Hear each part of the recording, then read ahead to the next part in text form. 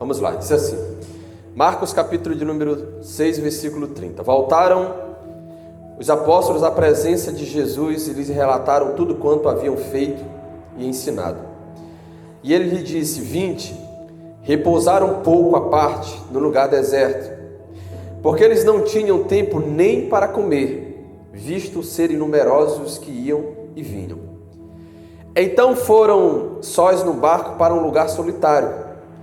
Muitos, porém, os viram partir e, reconhecendo-os, correram para lá a pé de todas as cidades e chegaram antes deles.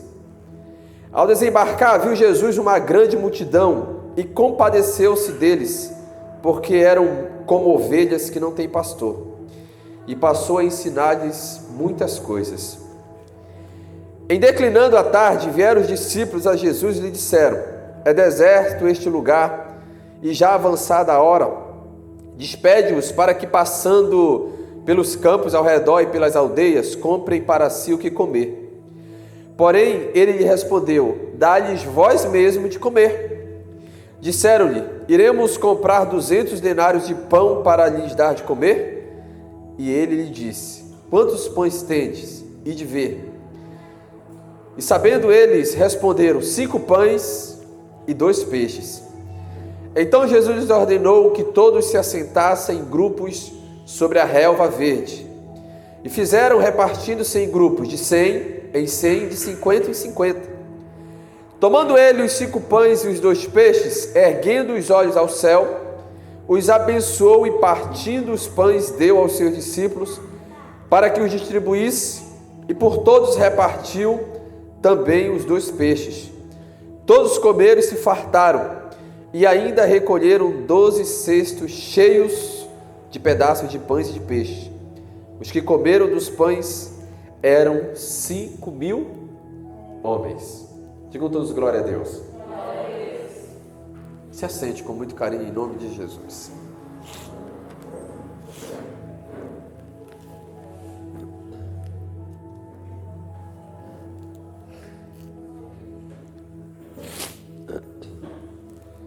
Vamos andar.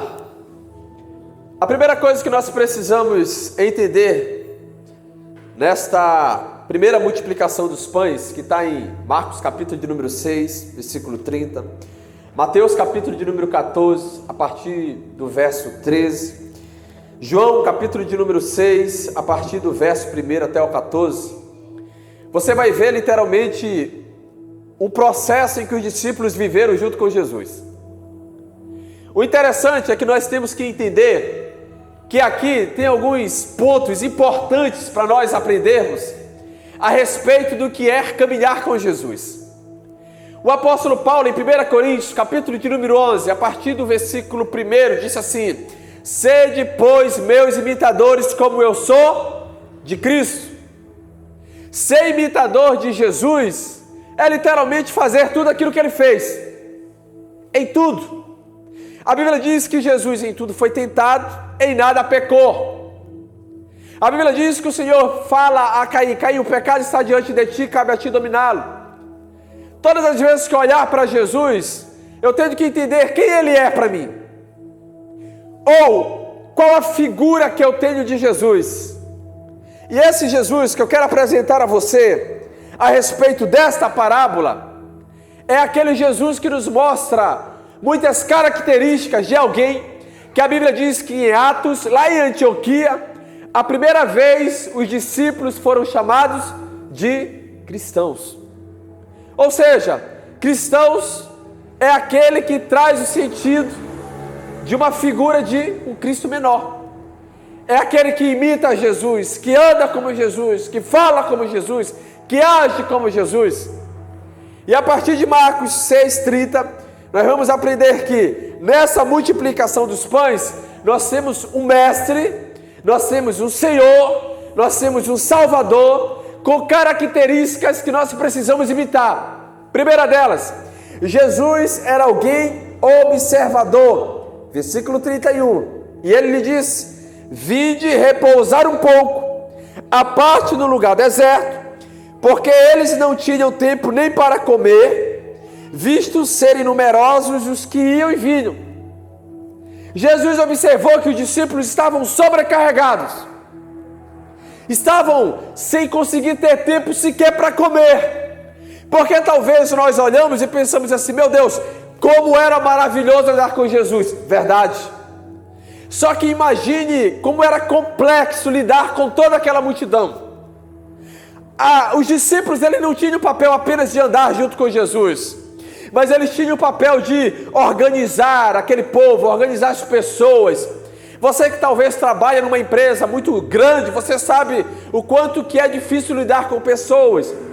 Você que trabalha lidando diretamente com o público, sabe o quanto que é difícil organizar as pessoas. E os discípulos tinham esse papel. E literalmente você percebe que Jesus observou: eles estão cansados. O que é que eu preciso fazer? Eu preciso tirá-los desse ambiente e levá-los para um ambiente solitário, onde eu possa instruí-los, onde eles possam descansar, onde eles possam ter um momento um pouco mais de refrigério, recuperar as forças.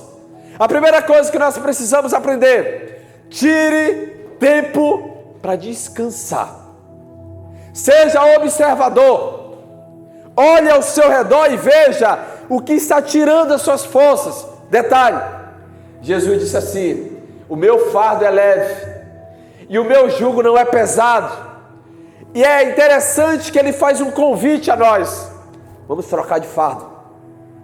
Agora eu quero que você carregue o meu fardo, porque ele não é pesado e o meu jugo não é duro demais para você carregar. Então vamos trocar. Me dá o seu, que talvez seja pesado demais, e toma o meu. Porque se você tomar do meu fardo, você vai entender que eu não dou fardo a ninguém que não possa suportar. O que você está passando, ou o que você passou, ou aquilo que você vai precisar viver, você pode suportar. Quem está aqui? Jesus vai colocar sobre você responsabilidades que você pode literalmente saber como lidar com elas. Agora tem um detalhe: seja um observador. Observe quando as coisas não estão bem dentro da casa.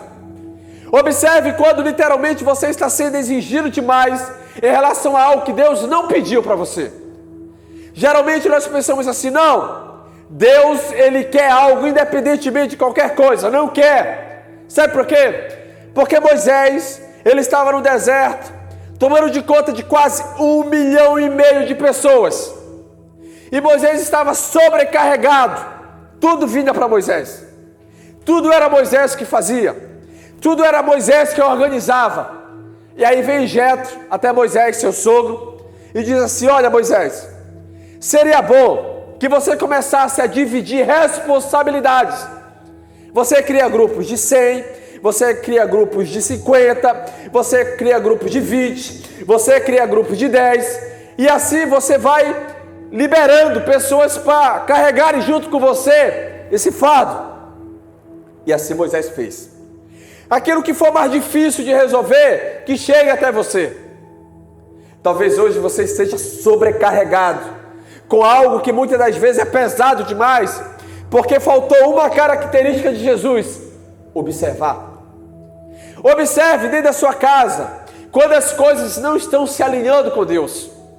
Observe dentro da sua casa, quando o inimigo está batendo na porta, tentando entrar. Observe dentro da sua casa, quando a fraqueza espiritual está tomando conta de você, e você já não está conseguindo mais lidar com aquela vida de antes.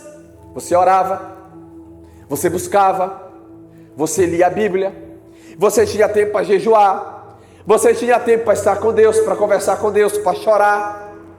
Observar isso, aí eu pensar: calma, eu estou acelerado demais e eu preciso parar um pouco. Primeira característica da multiplicação dos pães é o observador. Você quer ver as coisas se multiplicarem na sua vida? Seja observador. Observe quando as coisas não estão dentro do parâmetro espiritual de Deus. E Jesus observou que os discípulos estavam cansados. E o que o Senhor faz? Toma eles para si, tira eles daquele lugar para terem um momento de descanso. O interessante é que aquela multidão toda estava tão desesperada que quando eles observaram, que eles perceberam que Jesus estava saindo com os discípulos, eles foram atrás, a pé, e chegaram antes de Jesus, desesperados por Deus. Ele não tinha paz. Foram 3 anos e meio ensinando discípulos.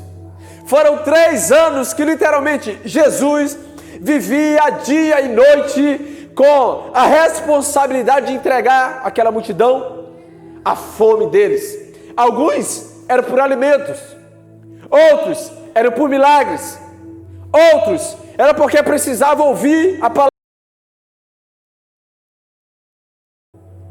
Sabe que nós precisamos entender que às vezes nós estamos tão focados naquilo que está fora de Deus que não conseguimos observar o que Deus quer. E muitas das vezes tudo o que Ele quer é que nós venhamos parar um pouco, porque nós temos no pior tempo da nossa geração.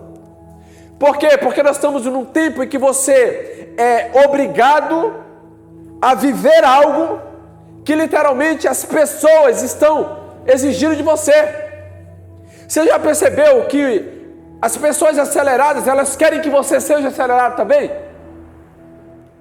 Um dia nós vamos ministrar aqui a respeito de frequência espiritual. Sabe por que às vezes você conversa com o seu filho, com a sua esposa, com seus pais, e eles não conseguem entender? Por causa de uma palavrinha chamada frequência espiritual. Cada um tem a sua. Para você entender o que é frequência espiritual, tem alguém que pega as coisas mais rápido do que outra, frequência. Talvez se você falar para alguém, ou se você participar de uma ministração, de uma palestra, e aquela pessoa começar a falar algo de uma forma, você vai conseguir absorver. A outra vai ter uma dificuldade de entender como você, ela vai mais devagar, ela é mais lenta na forma de entender. Frequência espiritual, todos nós temos uma. E às vezes você tem que parar para a pessoa, junto com ela, para explicar algo, e você tem que baixar a frequência, para que ela possa entender seu linguajar, e para que ela possa compreender o que você está falando. E às vezes nós chegamos com alguém, assim, ponto, desse jeito. A pessoa, mas eu não entendi. Por quê? Você é muito, não rápida para entender, você é muito devagar para entender. Não é. É que a pessoa tem uma frequência diferente da sua. Observador é uma característica de Jesus nesta passagem da parábola da multiplicação dos pães. Seja observador. Sempre olhe para o marido, para a esposa, para os filhos, para os pais. Sempre olhe para as pessoas ao seu redor, para colegas de trabalho. Sempre olhe na sua empresa qual a necessidade dos seus funcionários. Porque se você não for observador, você não será um bom líder. O observador, ele sempre fica olhando ao redor e percebendo. Estão sobrecarregados, eu preciso socorrê-los. Estão carregando sobre si um fardo que eles não podem suportar. Eu posso. Eles não. Eu vou ajudá-los. Quem está entendendo? Segunda característica que Jesus nos mostra nessa parábola. No versículo 34, a Bíblia diz que ao desembarcar, viu Jesus uma grande multidão e compadeceu-se deles. Seja compassivo. Tenha compaixão por si mesmo e pelas pessoas. A compaixão é algo que literalmente nos ensina o princípio de se colocar no lugar do outro. Quando você olha para a pessoa e vê o sofrimento dela, e você se compadece do que ela está vivendo, é como se você desse uma ordem ao mundo espiritual. Eu quero ficar no lugar dessa pessoa, porque eu estou sentindo a dor que ela está sentindo. Aí você vai olhar para si e vai dizer assim, eu não gostaria de estar passando por isso, mas eu também não quero que ela passe por isso. E você vai fazer alguma coisa, você vai se esforçar, você vai se posicionar para que aquela pessoa possa ser livre daquilo que ela está vivendo. Seja compassivo. É aquilo que nós falamos na reunião de segunda-feira, na célula.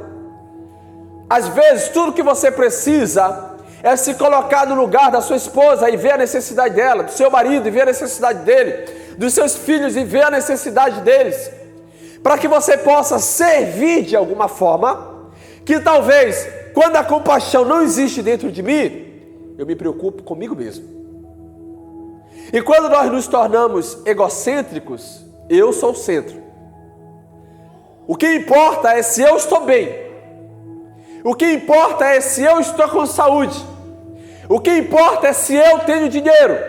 O que importa é se eu estou com um trabalho, sou um gerente, sou dono de uma empresa. Isso é o que importa. No reino dos céus não é assim. No reino dos céus o Senhor vai te levantar para que literalmente você entenda a responsabilidade que está sobre você. Lembre-se sempre de algo. O diabo ele exalta para depois abater. Deus, ele primeiro te derrete. Ele te abate para depois te exaltar. Diga glória a Deus.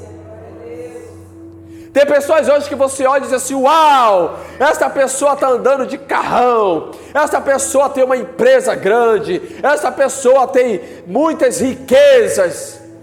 Aí você diz: ah, como eu queria ter o que esta pessoa tem. Mas talvez você não deseje passar o processo que ela passou.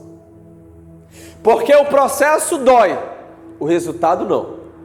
O processo ele é dolorido, o resultado ele te faz ter não somente alegria, mas ele te faz ter descanso. Porque alegria no processo você viveu também. E aí geralmente quando você olha para o processo da pessoa, você diz: ah, eu não suportaria passar isso, é verdade. Porque tem pessoas hoje que estão sorrindo, tem pessoas hoje que estão cantando, adorando, estão vivendo uma vida que você olha e diz assim: meu Deus do céu, eu gostaria dessa vida. Mas no momento em que ela estava trancada em um quarto, sofrendo, chorando, sem forças, ela estava só. Vírgula. Ela tinha Deus junto com ela. Mas não é fácil. É um processo que só quem vive é quem sabe como é. Primeira característica, observador. Segundo, compassivo. Terceira característica de Cristo Jesus nesta parábola está no versículo 37. Porém, ele lhe respondeu: dai-lhes vós mesmo de comer. Jesus estava dizendo assim para os discípulos: olha, eu vou desafiá-los e encorajá-los a entender quem vocês são.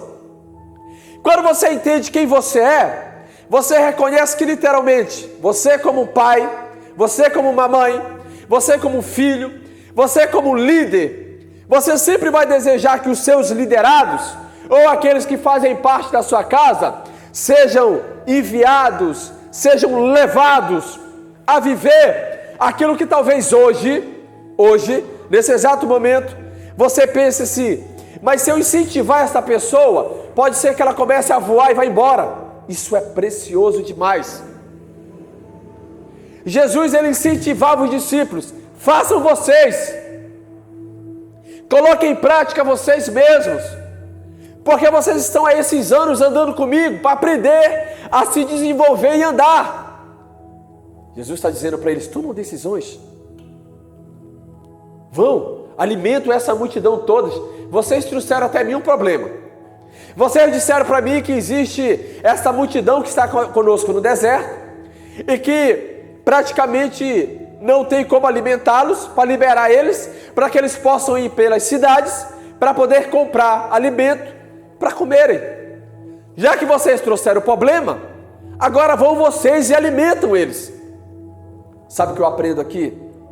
Que além de Jesus incentivar esses homens, existe uma característica nesses homens que nós precisamos entender. A pergunta hoje, nesta noite, para mim e para você é: você tem com o que alimentar alguém? Pastor, eu não tenho. Tem. Porque Jesus diz assim: e o que é que vocês têm aí? Nós temos 5 pães e 2 peixes. Você tem alguma coisa para alimentar alguém? Você tem alguma coisa para poder suprir a necessidade de alguém? A primeira delas, o seu joelho, é a proposta dos céus para a terra, do quanto você consegue acessar o céu. O seu coração é a proposta do reino dos céus para a terra, do quanto você consegue amar. A sua alma é a proposta dos céus para a terra, o quanto você consegue perdoar. O seu espírito é a proposta e a realidade dos céus para a terra, o quanto você pode trazer os céus para a terra. É Deus olhando para você e dizendo: filho, filha, você tem algo para oferecer a alguém. Seja a sua oração, seja seu perdão, seja o seu amor, seja a eternidade para essa pessoa, algo você tem. E o que nós temos oferecido? Pastor, eu não ofereço nada, bateu, levou. No reino do céu não funciona assim. Pastor, eu não levo desaforo para casa. No reino dos céus não funciona assim. Porque o meu mestre e o seu mestre disse: quando baterem no lado direito, ofereça esquerdo. Princípio de que? Jesus está olhando e dizendo assim: olha, a partir de hoje vocês vão entender algo. O que vocês podem dar a essas pessoas, deem vocês mesmos. Eu quero que vocês se posicionem. Eu estou incentivando para que vocês possam viver aquilo que tem o poder de trazer alimentação para todos. Posicione-se. E os discípulos estão lá, desesperados por uma resposta, mas sem entender que eles carregavam essa resposta. E aí Jesus pega, segurando os pães e os peixes, os abençoa e faz tudo aquilo que nós lemos aqui. Mais de 5.000 homens, sem contar mulheres e crianças. Se nós contarmos que cada pessoa ali tinha alguém junto, só aqui dá 10.000. Só que detalhe, nós estamos falando de uma época diferente, em que as pessoas tinham 5 filhos, 6, 10, 4. Então imagine que no mínimo, por baixo, 15.000 pessoas foram alimentadas com 5 pães e 2 peixes. Digam todos glória a Deus. Quarto princípio, versículo 39. Então Jesus lhes ordenou que todos se assentassem em grupos sobre a relva verde, e o fizeram repartindo-se em grupos de 100 em 100 e de 50 em 50. Organizado. Jesus era organizado. Jesus poderia ter, muito bem, pego os pães abençoados junto com os peixes e dito aos discípulos: levem e deem, à vontade, quem quiser pode comer. Não. Primeiro ele organiza o ambiente. Primeiro ele, vamos lá, de 100 em 100 e 50 em 50. Depois que todo mundo estiver organizado, agora sim, vocês vão levar o alimento para eles. Como está a sua vida com Deus? Como está a sua casa? Como está a sua família?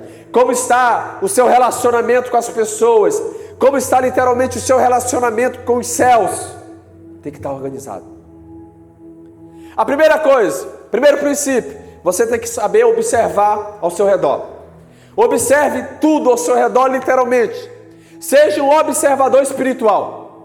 Quando você perceber que você está se afastando de Deus, opa, é cansaço, eu vou me retirar um pouco. Quando você perceber que a compaixão de dentro de você já não existe mais, você já não consegue se colocar no lugar do outro, calma, tem alguma coisa errada. Se eu não consigo sentir a dor da Rosana, da Elisandra, da Carol, da minha esposa, se eu não consigo sentir a dor do Ari, tem algum problema comigo. Se eu não consigo me colocar no lugar dessa pessoa, tem algum problema em mim. Observador, compassivo, organizado, incentivador. Seja o maior incentivador dos seus filhos. Seja o maior incentivador da sua esposa. Seja o maior incentivador dos seus pais, do seu marido. Seja o maior incentivador de alguém. e organizado tenha a sua casa alicerçada na rocha que é Cristo Jesus. Literalmente, organize aquilo que está se perdendo. Eu já dei esse exemplo e vou mais uma vez dar aqui. Geralmente, dentro da nossa casa, quando as coisas estão assim, é desorganização. Pastor, as coisas estão de cabeça para baixo? Não. As coisas estão fora do contexto original. E geralmente nós precisamos entender, se eu percebo que as coisas estão fora do contexto, eu, como aquele que é a imagem e semelhança de Cristo, que deve imitá-lo e que deve ter ele como modelo de vida, eu preciso observar e entender, isso não está certo. Vamos trazer a realidade de como era diferente, como era antes, como tudo estava organizado da forma como ele queria, o jardim. Quando o Senhor cria o homem e coloca ele no jardim, no Éden, tudo estava organizado. Primeiro, não existia maldição. Segundo, naquele jardim não existia enfermidade, doença. Naquele jardim não existia abrolhos, não existia erva daninha, não existia nada que estava fora do contexto da realidade dos céus. E aí vem o homem, cai, peca e tudo começa a ficar desorganizado. Tudo começa a ficar de pernas para o ar. Por isso que é necessário o Senhor tirar o homem dali. Quando você observar em você que as coisas não estão fluindo, comece a ser aquele responsável por trazer a realidade, de colocar no lugar de novo. Comece a pegar as coisas uma por uma e vá organizando. Mas vai levar tempo, só comece. Chegue com Deus e diga assim: ó Jesus, eu preciso organizar a minha vida, me ajuda. Ele vai te ajudar. Eu preciso voltar a viver a vida que eu tinha antes com o Senhor, ou eu pelo menos que nunca tive essa vida, eu quero que ela seja transformada. Ele vai te trazer para perto, e o Espírito Santo, que é Deus, vai começar a te ajudar a organizar tudo aquilo que está desorganizado. Digam todos glória a Deus. Você vai começar a pegar as coisas com Ele e trazer para o seu lugar de origem. Você vai levar de novo aquilo que se perdeu para o lugar de origem. Oração, palavra, vida com Deus, jejum, amizade, amor, relacionamento, seja com seu cônjuge, seja com seus pais, seja com seus filhos. De novo, organize. Às vezes você olha e diz assim: pastor, eu não sei aonde foi que o meu filho ou a minha filha ou alguém do meu relacionamento se perdeu. Faltou observação. Pastor, eu não sei por que alguém está vivendo isso. Faltou ser compassivo. E detalhe, para toda pessoa que não tem princípio de observar, alguém vai observar. Para toda pessoa que não tem o princípio de ser compassivo, alguém vai ser. Para toda pessoa que não tem sobre si o princípio de incentivar, alguém irá incentivar. Para toda pessoa que não tem o princípio de organização, alguém vai tomar o lugar e vai desorganizar tudo. E por último, isso daqui me fez pensar diferente no dia que eu ouvi. Eu ouvi isso há mais de 10 anos atrás. O que eu vou falar para você agora, eu ouvi há mais de 10 anos atrás. Olha só. Versículo 42. Todos comeram e se fartaram, e ainda recolheram 12 cestos cheios de pedaços de pão e de peixe. Para você entender o que está escrito aqui. João capítulo de número 6. É a mesma passagem, tá? Jesus não era pão duro e nem mão de vaca. Olha só. João capítulo de número 6.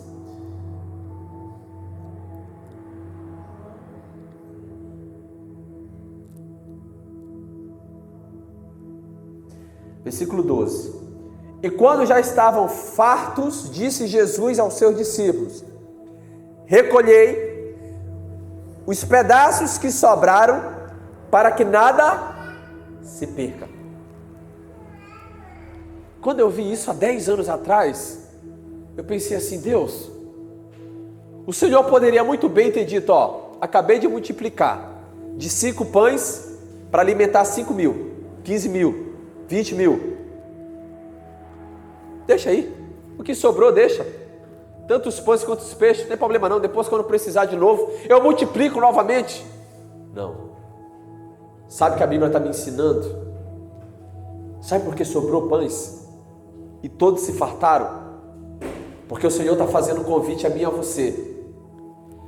Todos aqueles comeram. E o que sobrou é literalmente um convite dizendo: você e eu também podemos nos alimentar daquilo que aquela multidão se alimentou. É Jesus falando: vocês precisam entender que vocês também têm parte desse alimento. Vocês também podem comer desse alimento.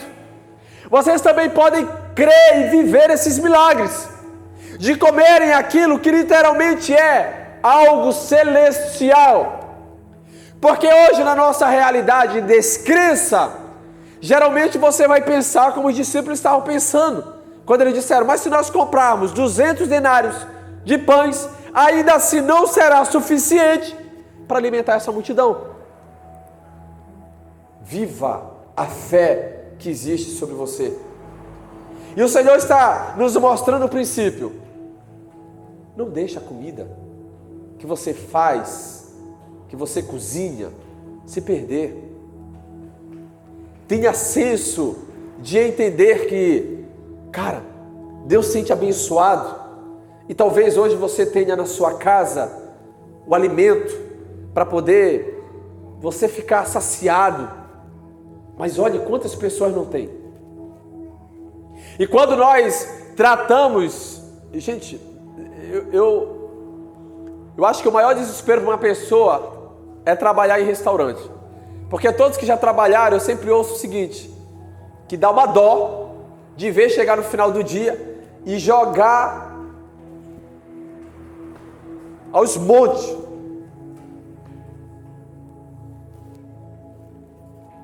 Eu fico imaginando: meu Deus, e quantas pessoas com fome por aí? Verdade ou mentira? E nós precisamos ter essa consciência. Jesus não era mão de vaca e nem pão duro. Ele só tinha consciência de que o que sobrou não vai se perder. Recolham. Nós vamos precisar alimentar outras pessoas. Recolham. E quando eu ouvi isso, eu falei: Deus, faz sentido. A partir de hoje eu vou aprender a administrar aquilo que o Senhor confiar sobre a minha vida para que não se perca. O milagre, ele veio porque os discípulos estavam com Jesus.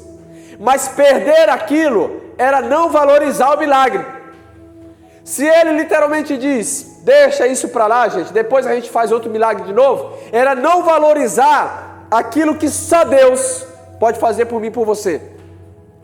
Talvez você olhe e diga assim: uma dor que eu tinha no dedo do pé sumiu. Seja grato. Seja grato pela dor de cabeça que foi embora. Seja grato pela saúde que o Senhor tem gerado sobre você. Não, mas Deus já fez o milagre uma vez, vai fazer de novo, é verdade. Só que seja grato pelo que Ele já fez, para que você não se torne alguém que vive milagres em cima de milagres e não tem o poder de reconhecimento do que Deus está fazendo. E nós precisamos literalmente nos posicionar e reconhecermos. O Senhor precisava que os discípulos tivessem algo para oferecer à multidão. Eles tinham. Pronto, está resolvido o problema. Quando você tiver alguma coisa para oferecer a alguém, o Senhor Jesus multiplica. Diga glória a Deus. Só basta que você tenha alguma coisa. Só basta que você tenha uma fé desse tamanho, do tamanho do grão de mostarda. Se você tem isso a oferecer, o Senhor vai multiplicar. Se você tem uma empresa com 12 funcionários e é o que você tem a oferecer para Jesus, Ele vai multiplicar. Se você tem um coração disposto a servir, Deus vai multiplicar e vai trazer pessoas para servir junto com você. Se você tem, dentro da sua casa, um lugar onde literalmente você tem aquele espaço sendo oferecido para servir, para alimentar, o Senhor vai enviar pessoas. Aí Ele envia 1, 2, 3, quando você pensar que não, existe uma multidão faminta lá para ser alimentada, porque você encontrou aquilo que era necessário para alimentar. O seu papel é encontrar o alimento, e o de Jesus é multiplicar o que você já tem. Diga glória a Deus. Qual o dom que está sobre você hoje? Pastor, de cura. O seu papel é descobrir o seu dom. E o dele é te usar para que pessoas sejam curadas. Pastor, meu dom é o dom da palavra. O teu papel foi descobrir o dom que está sobre você. E o dele é te usar de forma poderosa para que pessoas sejam restauradas, para que pessoas sejam transformadas por meio da pregação do Evangelho. Pastor, eu descobri que o que eu amo fazer é orar. Dê isso para Jesus. E você vai ver que a sua oração, que antes era de 5 minutos, vai passar a ser 1, 2, 3 horas. Você sabe um ministério poderoso na terra? Intercessão. Pensa no ministério poderoso. Por quê? Porque talvez hoje você esteja aqui e alguém em algum lugar está de joelho intercedendo pela sua vida. E como eu falei domingo, existem muitas pessoas hoje vivas porque alguém intercede pela vida delas. Existem muitas pessoas hoje que estão de pé porque tem alguém intercedendo pela vida delas. Pensa no ministério poderoso. Intercessão. O que eu preciso fazer? Só descobrir o que eu tenho para poder literalmente deixar Jesus multiplicar aquilo. Seja o que for. Pastor, mas é muito pouco. Eu acho que o que eu tenho para oferecer é pouco demais. Não importa a quantidade. Importa que você dê a Ele. Isso que importa. Porque essas características vão ser reais em você. Observador, compassivo, organizador, incentivador. Tudo isso vai estar em você, porque você literalmente vai saber observar a sua casa, seu ministério, sua vida como um todo. Tudo vai estar ali, ó, ao seu redor. Isso vai te impulsionar a viver coisas grandes, a viver coisas poderosas, a viver sonhos que talvez hoje estejam distantes dentro de uma visão natural. Sabe as revelações que você já ouviu, as profecias, que um dia Deus falou que iria fazer isso com você, iria te levantar, iria te abençoar, iria te enriquecer, iria te levantar, iria te colocar no altar, e tudo isso para você hoje, talvez você pare para pensar, logo eu, você mesmo, é você mesmo. Para nós encerrarmos, você não veio para a terra por acaso. Você não veio para a terra por acaso. Existe um propósito para você estar aqui. E esse propósito, ele é muito maior do que a sua própria vida. Tenha certeza, você não veio para cá por acaso. Não veio porque Deus olhou e disse assim, a Camila, bonita, branca, alta, eu vou mandar ela lá para a terra para ela passear. Não foi. Dona Dida, linda, maravilhosa. Eu vou mandar ela para a terra para dar uma volta. Vai, Dida, vai. Não foi. Todos nós que estamos na terra hoje, viemos para cá, porque Deus viu o potencial de propósito sobre as nossas vidas. E aí Ele nos envia para que esse propósito se manifeste. Aí é pessoas que você vai conhecendo no seu caminho. E aí você não entende. Essa pessoa não se aproximou de você, ou Deus se aproximou dela, por acaso. É porque Deus queria transformar a vida dela e deu a oportunidade de você chegar até ela, para que você seja esse canal, para que a vida dessa pessoa seja transformada. Quem está aí? Então vale a pena viver. Cada minuto da sua vida vale a pena. Eu me lembro do apóstolo Paulo dizendo assim: eu gostaria muito de poder voltar para casa, de ir para os céus. Mas eu também vejo a responsabilidade, estou conjecturando, de poder permanecer com vocês. E aí, às vezes eu paro para pensar: Deus, eu gostaria muito de voltar logo para casa. E acabar as preocupações. E acabar a necessidade de comida. E acabar a necessidade de beber. E acabar a necessidade de poder tentar fazer as coisas dentro daquilo que eu fui criado. Porque lá você não precisa. Ele te alimenta. Ele é o teu alimento. Ele é a luz do sol. Ele é tudo que você precisa. Só que tem um detalhe. Vale a pena você continuar aqui, porque você precisa finalizar o seu propósito na terra. Se você não acabar o seu propósito na terra, não tem porquê você voltar para os céus. Só que tem um detalhe. Você está cumprindo o seu propósito? Se você está vivendo, deixa a vida me levar, eu quero te convidar hoje com o Espírito Santo a começar a olhar diferente para isso. A entender: eu não vou deixar a vida passar diante de mim. Eu vou viver cada minuto dela para Deus, cumprir o meu propósito. Cada minuto da minha vida. Eu vou me rasgar, eu vou me derreter, eu vou me derramar na presença de Deus, entendendo: Deus, cada minuto da minha vida eu quero viver para te servir, para viver a tua vontade.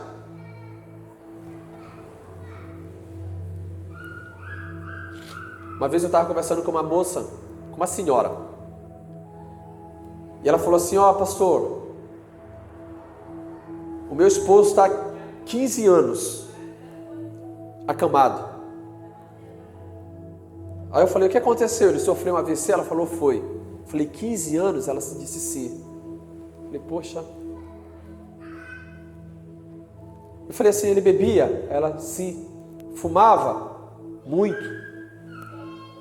Isso é o que mais dói na vida de um ser humano. É que as consequências da minha atitude hoje, de não viver o que Deus me chamou, me faz muitas das vezes viver uma vida. Tenha certeza de uma coisa: se você chegar para qualquer pessoa hoje acamada, numa UTI de hospital, ou passando por um momento dolorido da sua vida, que não consiga respirar, que não consiga andar, que não tenha mais forças para viver algo, ela gostaria de viver tudo o que ela teve a oportunidade e não consegue.